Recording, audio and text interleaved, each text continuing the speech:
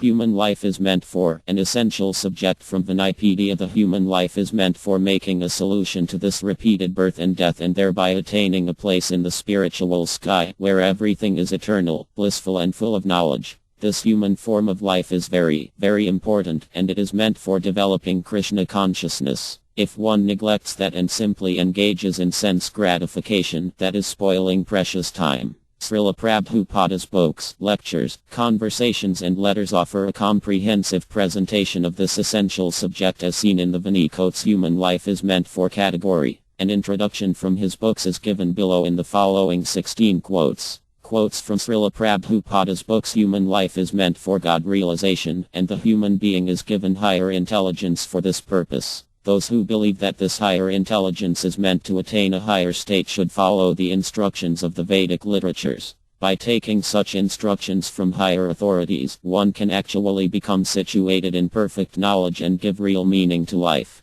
Nectar of Instruction, Text 2. Factually, the human life is meant for making an ultimate solution to birth, death, old age and disease, but the Jihe made us, being illusioned by the material nature, forget everything about self-realization. The ultimate solution to the problems of life is to go back home, back to Godhead, and thus, as stated in the Bhagavad Gita 8.16, the miseries of material existence, birth, death, old age and disease are removed. Srimad Bhagavatam 2.1. 2. An eternally liberated soul is a devotee of the Lord who never forgets him. Human life is meant for reviving one's eternal relation with the Lord, and all religious injunctions are meant for awakening this dormant instinct of the living entity. The sooner this awakening is brought about, the quicker the mission of human life is fulfilled. In a good family of devotees, the child gets the opportunity to serve the Lord in many ways. Srimad Bhagavatam 3.2. 2. O son of Partha, those who take shelter in me, though they be of lower birth, women, Vaisyas, merchants, as well as Sudras, workers, can approach the supreme destination.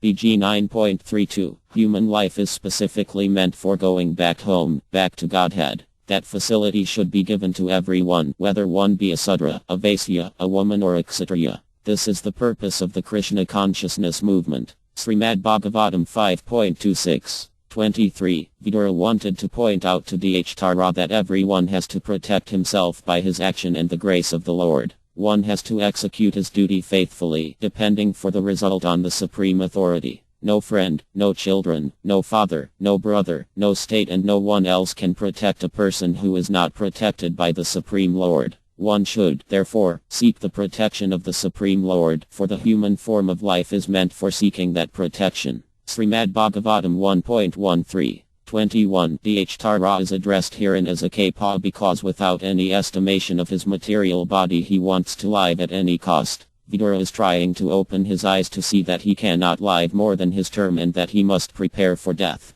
Since death is inevitable, why should he accept such a humiliating position for living? It is better to take the right path even at the risk of death. Human life is meant for finishing all kinds of miseries of material existence, and life should be so regulated that one can achieve the desired goal. Srimad Bhagavatam 1.13. 25. In our material stage we can see neither ourselves nor the Lord for want of spiritual vision. But when we are liberated from material affection and are situated in our original spiritual form we can see both ourselves and the Lord face to face. Mukti means to be reinstated in one's original spiritual status after giving up the material conception of life. Therefore, human life is specifically meant for qualifying ourselves for this spiritual liberty. Srimad Bhagavatam 1.8.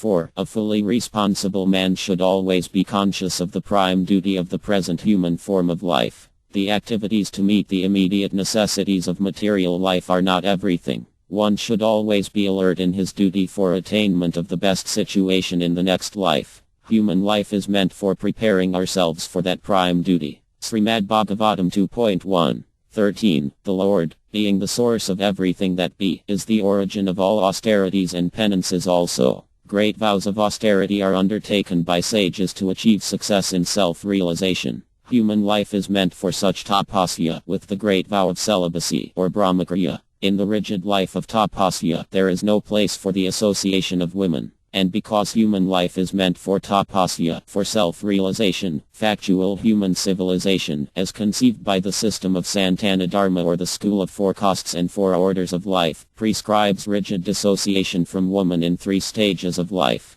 Srimad Bhagavatam 2.7.6 In the GT, the personality of Godhead clearly states that there is no authority above him and that he is the supreme truth. The civilized form of human life is meant for man's reviving the lost consciousness of his eternal relation with the supreme truth. The personality of Godhead are Krishna, who is all-powerful. Whoever loses this chance is classified as an Ardama. Bhagavad Gita 7.15 Human life is meant for controlling the senses, for uncontrolled senses are the cause of material bondage. But for full sense enjoyment is the pivot of life's activities. All men undergo hard, laborious duties all day and night and in all seasons of the year, only for the sake of sense pleasure with their mates. These foolish creatures have no information of other enjoyment. In a godless civilization especially, sense pleasure, accepted in the name of culture and philosophy, is all in all. Men who are addicted to this pleasure are called Kapas. Light of the Bhagavata, Chapter 35. The so-called leaders of human society do not know the real aim of human life and are therefore busy with economic development.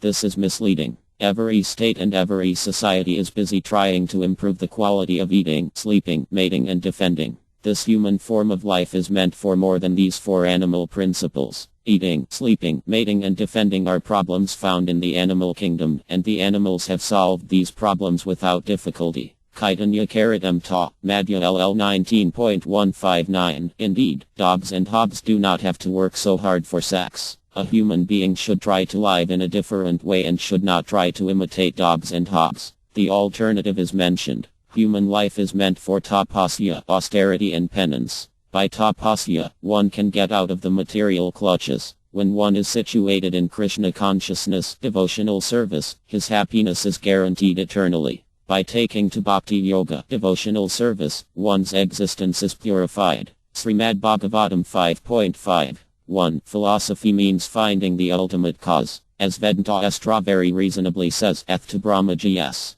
Human life is meant for understanding the ultimate cause. Devotees accept that the ultimate cause is Krishna because this conclusion is supported by all Vedic literature and also by Krishna himself, who says, Aha Sarvasya Prabhava. BG 10.8 I am the source of everything. Srimad Bhagavatam 6.4 31 Human life is meant for attaining the highest perfection of Krishna consciousness, but when people are godless and the presidents or kings are unnecessarily puffed up with military power, their business is to fight and increase the military strength of their different states. Nowadays, therefore, it appears that every state is busy manufacturing atomic weapons to prepare for a third world war. Srimad Bhagavatam 10.1 17 The human form of life is meant for God realization, but this process, which begins with Rava Kirtana VO, SB 7.5.23 hearing and chanting of the holy name of the Lord is disturbed as long as our senses are materially attracted. Therefore devotional service means purifying the senses. In the conditioned state our senses are covered by material sense gratification, and as long as one is not trained in purifying the senses, one cannot become a devotee. Srimad Bhagavatam 7.9 40